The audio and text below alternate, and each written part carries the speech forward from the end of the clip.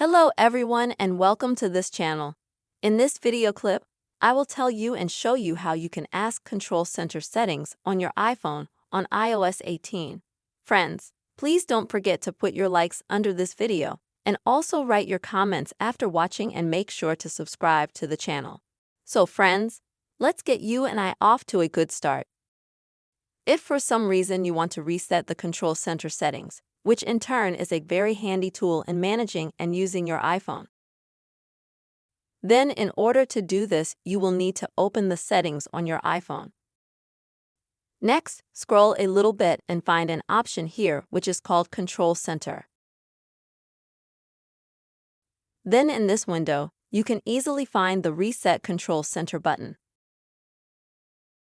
Just click on it, confirm your action, and then those settings will be reset.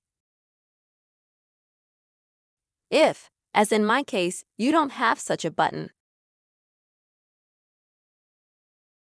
then it indicates that your device is not updated to the latest version of iOS. In order to update your iPhone to the latest version, go back to Settings. Go to General. Then select Update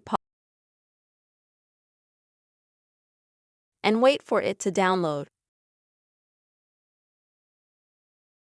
And if you get a window like this, where it recommends you to update your iOS version, then click on that button. And then you'll have to wait a while for your iPhone to update to the latest version of iOS. Then you can go back to Control Center settings and reset it completely. This is the method, friends, you can easily reset the Control Center settings on your iPhone. I hope, friends, that this video has helped you. Please don't forget to write comments, give us likes, and also be sure to subscribe to our channel. See you soon, friends.